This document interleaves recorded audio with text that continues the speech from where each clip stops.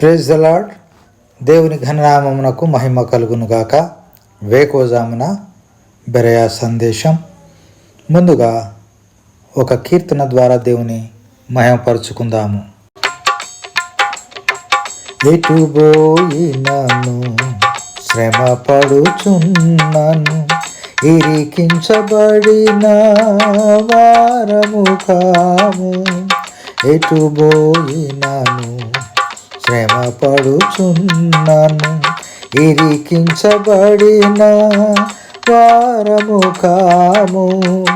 అపాయములో నున్నను మేము, అపాయములో నున్నను మేము, విడిపింపబడినాము మేము, నడిపించబడినాము. స్తోత్రమయా సదా నీకే, స్తోత్రమయా సదా నీకే, స్తోత్రమయా సదా నీకే, స్తోత్రమయా సదా నీకే. అంధకారము నుండి వెలుగు ప్రకాశించు గాకని పలికిన దేవుడే. అంధకారము నుండి వెలుగు ప్రకాశించు గాకని పలికిన దేవుడే. మా హృదయములలో ప్రకాశించగా వెలిగించగా, మా హృదయములలో ప్రకాశించగా వెలిగించగా, ప్రకాశించగా వెలిగించగా. ఈనాటి దేవుని వాగ్దానపు వాక్యాన్ని చదువుకుందాము. ఫిలిప్పీలకు రాసిన పత్రిక 3వ అధ్యాయం 13వ వచనం. వెనక ఉన్నవి మరచి ముందున్న వాటి కొరకై వేగిరపడుదము. ప్రభునందు ప్రియమైన దేవుని ప్రజలారా, వేకోజామున ప్రభు ఘనమైన నామంలో మీ అందరికీ వందనములు. చదువుకున్నటువంటి వాక్యాన్ని దేవుడు మనకు విశదపరచునుగాక. పౌలు ఫిలిప్పీ సంఘానికి ఒక గొప్ప సందేశాన్ని విశదపరచడానికి ఆయన తన సొంత సాక్ష్యాన్ని కూడా పంచుకుంటున్నట్లుగా మనం చూస్తూ ఉన్నాం. కొన్ని జాగ్రత్తలు ఆయన తెలియజేస్తూనే సున్నతి విషయమై మరి జాగ్రత్తగా ఉండాలి.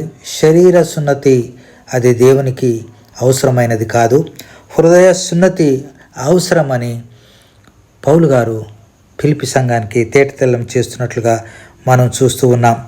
ఆయన అంటాడు 3వ వచనంలో 3:3, ఎందుకనగా శరీరమును ఆస్పదము చేసుకొనక దేవుని యొక్క ఆత్మ వలన ఆరాధించుచు క్రీస్తు యేసునందు అతిశయపడుచున్న మనమే సున్నతి ఆచరించువారము అని వెరీ క్లియర్గా ఆయన తెలియజేస్తూ వచ్చాడు.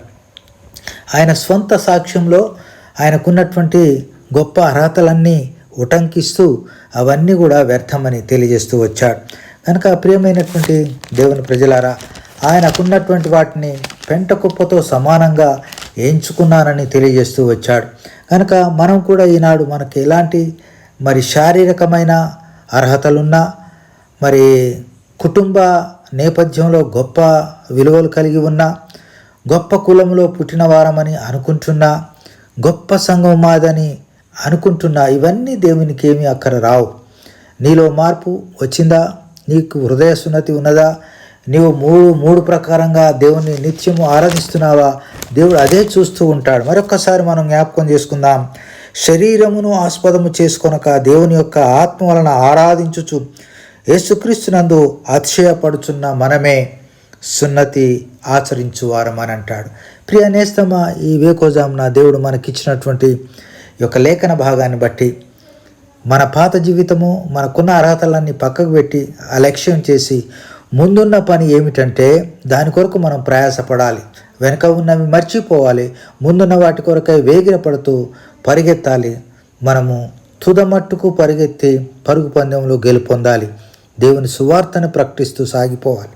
యేసుప్రభు వారు ఈ లోకానికి వచ్చిన విషయాన్ని ప్రజలందరికీ తెలియజేసే వారంగా ఉండాలి. ఆయన శిలువ మరణాన్ని, ఆయన పునరుత్థానాన్ని మనం ప్రకటించే వారంగా ఉండాలి. అట్లు చేసినట్లయితేనే అది నిజమైనటువంటి క్రైస్తవ్యం. కనుక అలాంటి క్రైస్తవ జీవితం మనం అందరం కలిగి మరి ఆయన సువార్తలో పోరాటం చేస్తూ పరిగెత్తుతూ ముందుకు సాగిపోవడానికి ప్రభువు మనకు కృప అనుగ్రహించి నడిపించునుగాక. ప్రార్థన చేసుకుందాం. ప్రేమ కలిగిన మా ప్రియ పరలోకపు తండ్రి, మహోన్నతుడానికి వందనాలు. ఫిలిప్పీ పత్రిక ద్వారా అపోస్తులైన పౌలు ద్వారా మీరు మాకు ఇచ్చిన లేఖన భాగాన్ని బట్టి వందనాలు. మేము కూడా ప్రభు హృదయ సున్నతి కలిగి నిన్ను నిత్యము ఆరాధించే వారంగా ఉండడానికి మాకు మీరు వెలిగించినందుకై, మా హృదయ నేత్రాలు తెరిచినందుకై, అంధకారం నుండి ఆశ్చర్యకరమైన వెలుగులోనికి మమ్మల్ని నడిపించినందుకై వందనములు స్తోత్రములు చెల్లిస్తూ ఈ కొద్ది ప్రార్థన యేసయ్య అతి శ్రేష్టమైన నామమున స్తుతించి ప్రార్థించి అడిగి వేడుకొంచున్నాం తండ్రి. ఆమెన్. Praise the lord.